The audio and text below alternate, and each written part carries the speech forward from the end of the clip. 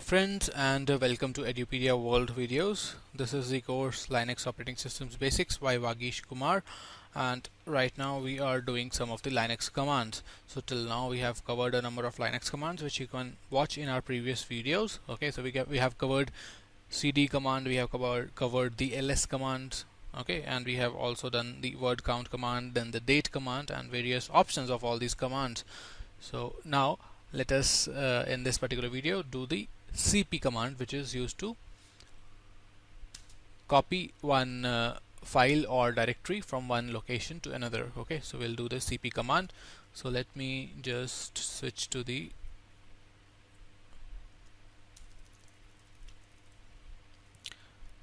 putty window.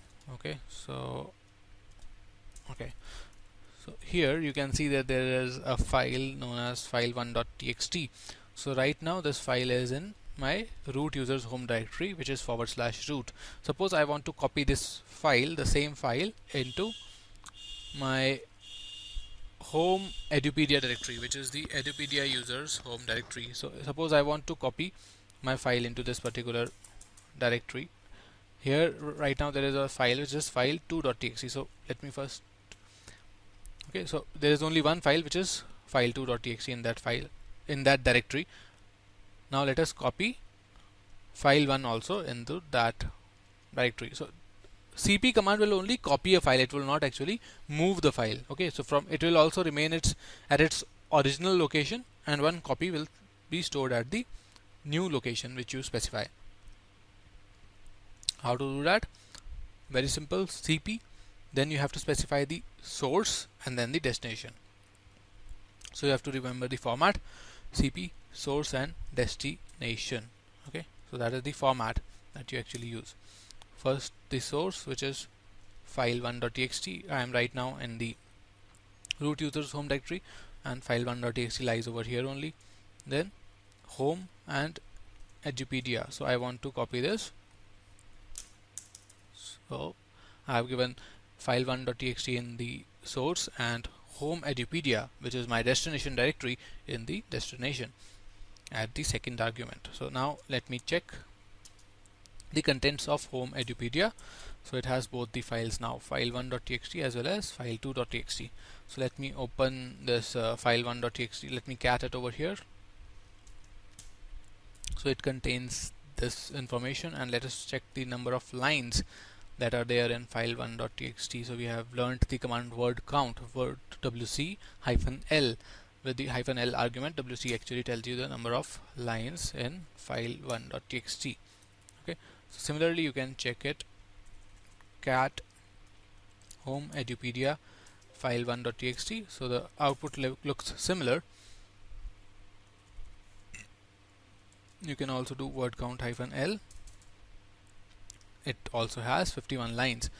So both these file1.txts have 51 lines, and they have the similar output. So that means that it is the copy of the same file. So that is how you copy the file actually from one location to another. You give the command cp, then the first argument is the source file from where you want to copy. Okay, you have to give the complete path. Right now this file lies in our current directory, so I have not given any path.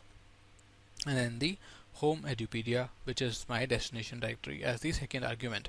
So it will get copied. If I attempt to copy again, since file1.txt exists in home Edupedia already, it will ask me to, if I want to overwrite this particular directory. If I say no, it will not overwrite it. If I say yes, then it will overwrite it. Okay, so now let us see that in our home Edupedia directory there is one more file, which is file2.txt. okay, so if I cat file2.txt, it has only hi written inside it.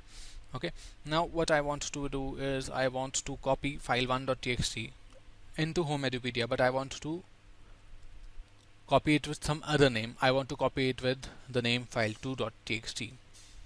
so that can very well be done. First give the name of the source file, okay, and then you have to give the path along with the new name. So earlier we only gave the directory name in the second argument. Okay, so that means that copy this particular file into this particular directory. But now I am also giving the file name in the second argument. That means copy this particular file into this particular directory with this name, with a new name, which is file2.txt. So let us see how it works. It will also ask me to for the permission to overwrite. Okay, if I say no, in that case, if you check file2.txt, it has not been overwritten. It is same, so nothing has happened. Okay, but if I write yes, if I type yes y over here, and if I confirm overwriting, and then you see cat file2.txt, it actually contains another copy of file1.txt. So that is how you can copy one file to another location by changing its name also. Okay, so that is how you actually use the cp command. Now cp command can also be used to copy one directory into another directory. Suppose I have a directory over here which is 1, okay, and inside this directory there is another directory which is 2. So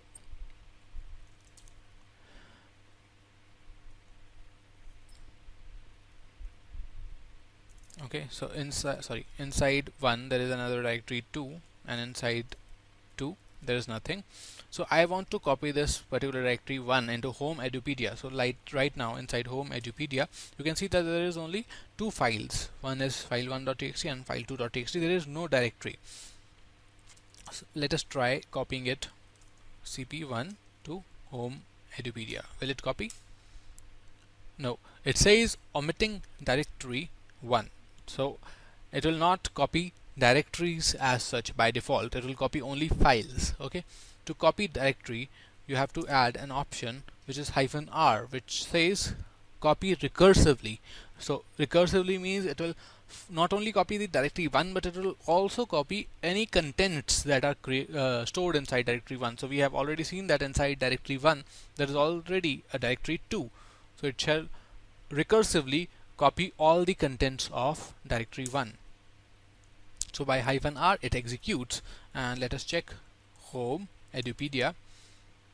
So it has got a new member which is directory 1. Now let us check, did it copy it recursively? Yes, inside this particular directory 1 there is one more directory which is 2, and 2 is empty as it was in our source also.